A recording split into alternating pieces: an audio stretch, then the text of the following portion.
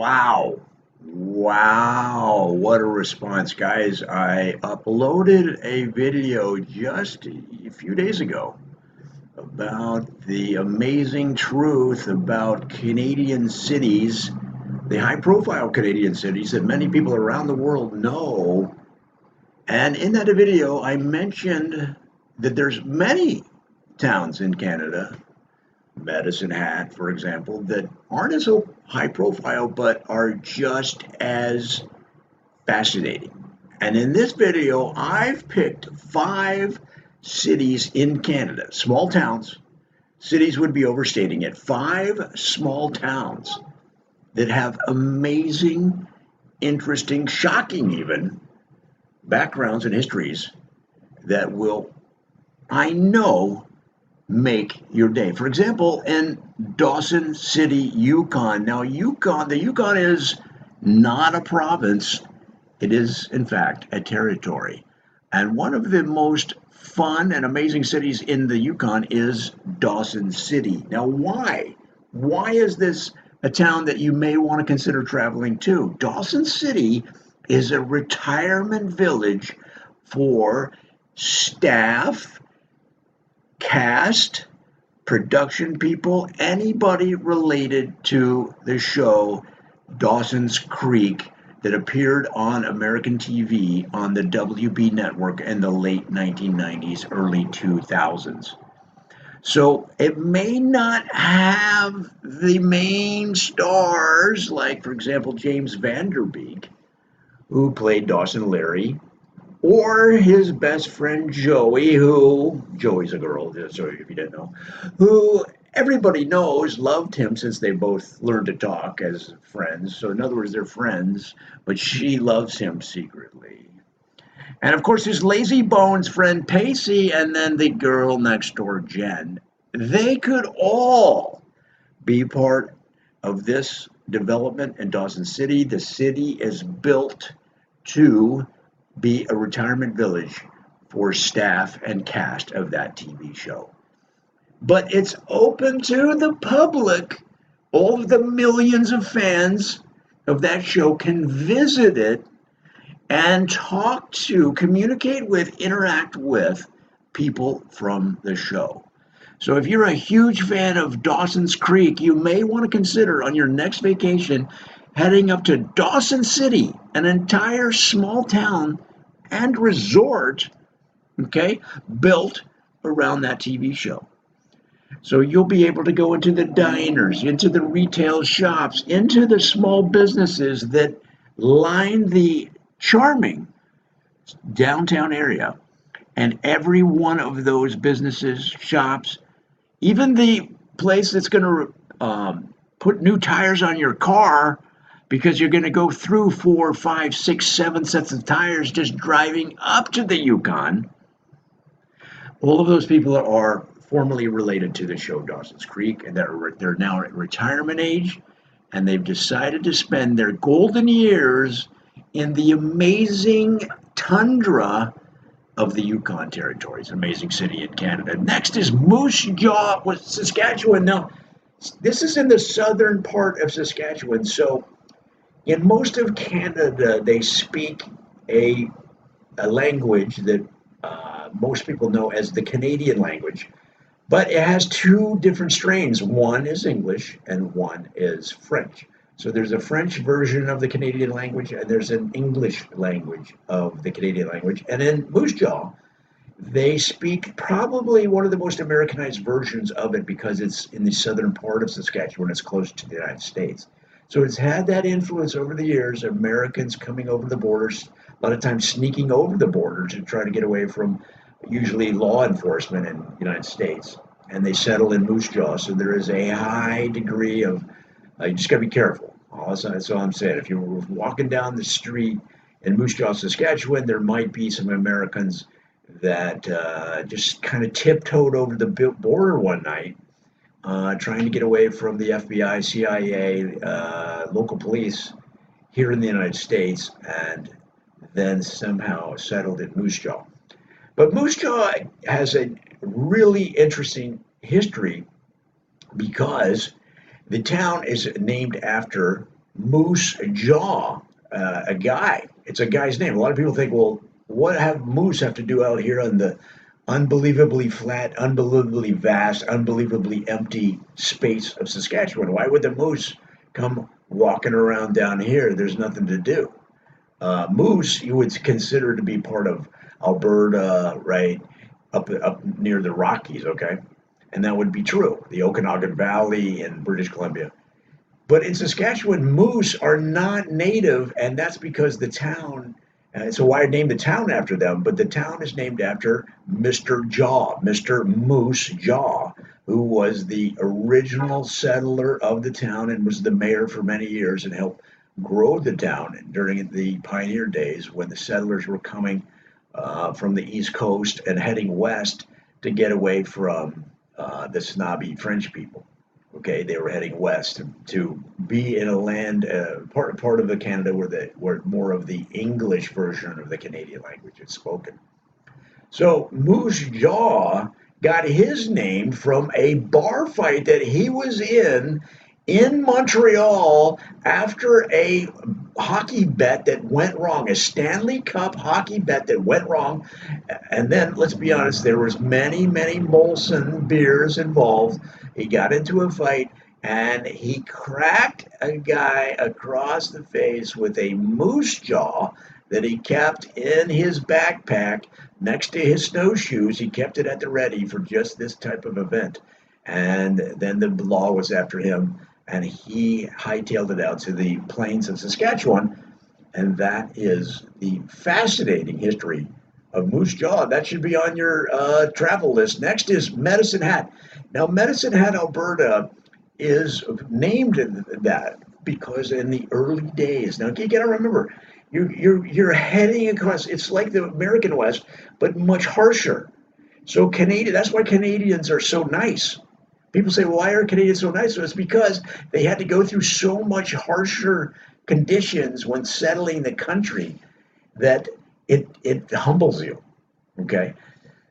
But Medicine Hat in the early days, now this is before your HMOs, your modern medicine, people had to have medicine often in emergencies. So you're in Alberta, you're walking around, you're trying to survive, and what happens? The winters are 11 months. So you're going to get sick. And so they invented medicine hats, which are top hats with a door in front that opens into a space inside the hat where you can store all of your medicines so that you have your medicines on hand at all times. And the town designated the city council members, the mayor, and other leaders to have an extra tall top hat so that general medicines were available in emergencies at any time.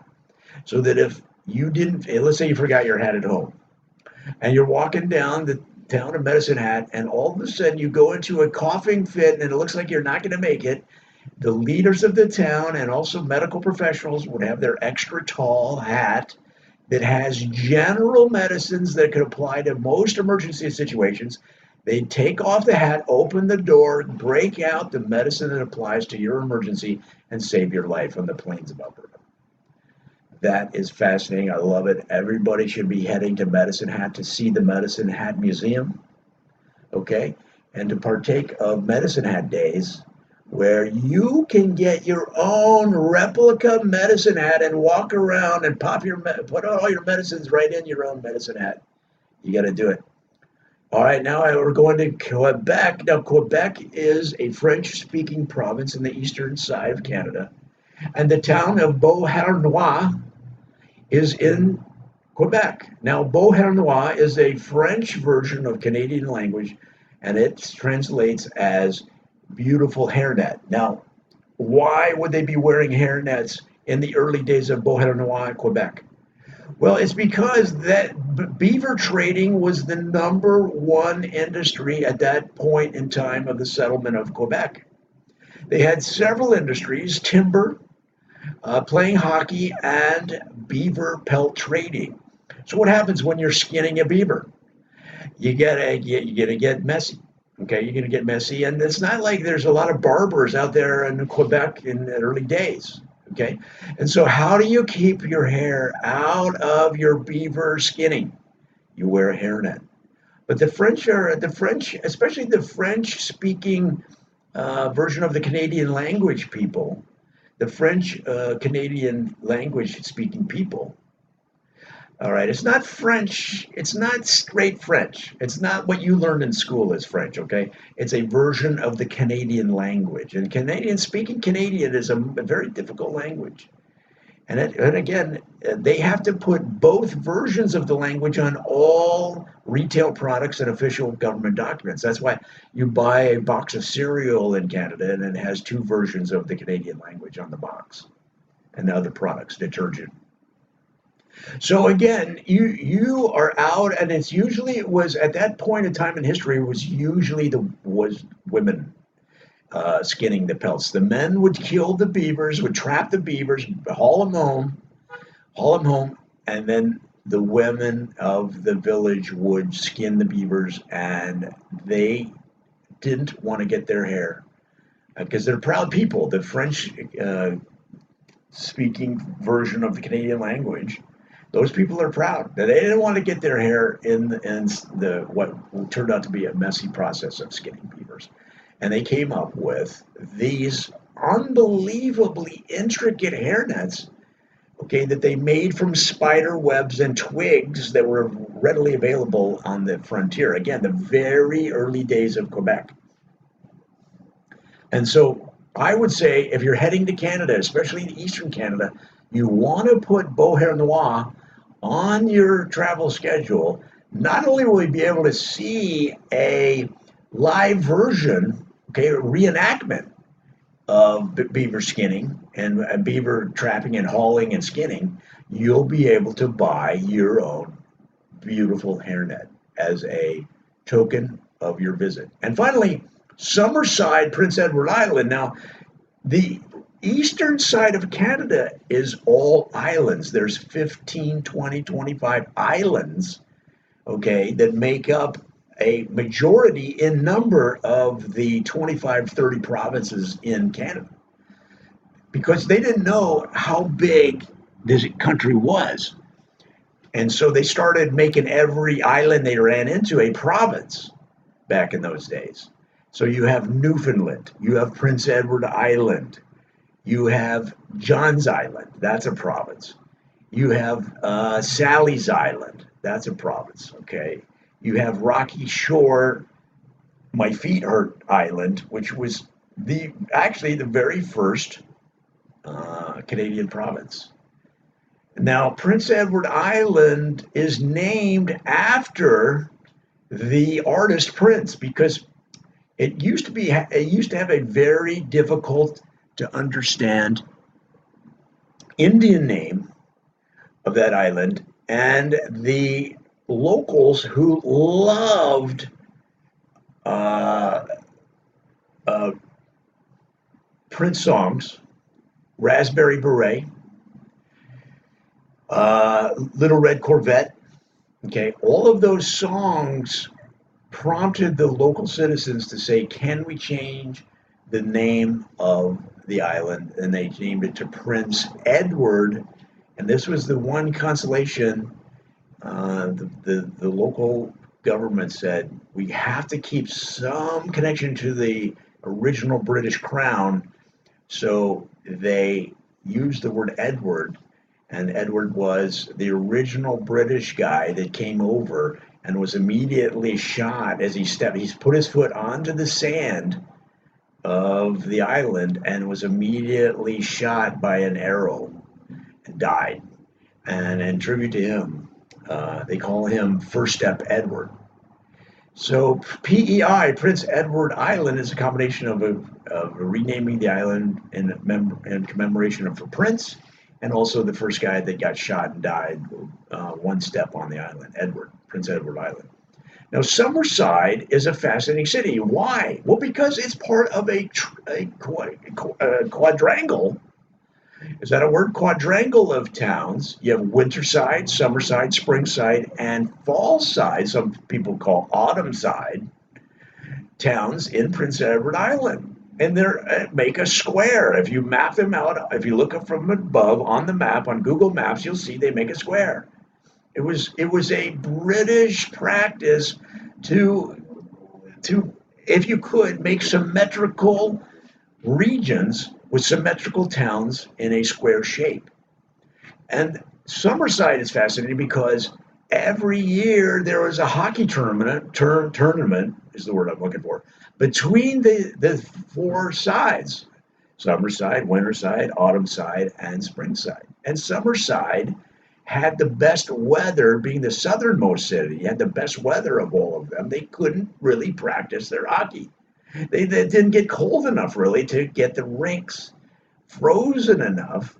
It got a little frozen, but it had a layer of water. So every time you passed the puck, it created this stream of water coming from behind the puck, such that bugs and cockroaches and sometimes small snakes would ride those waves like surf.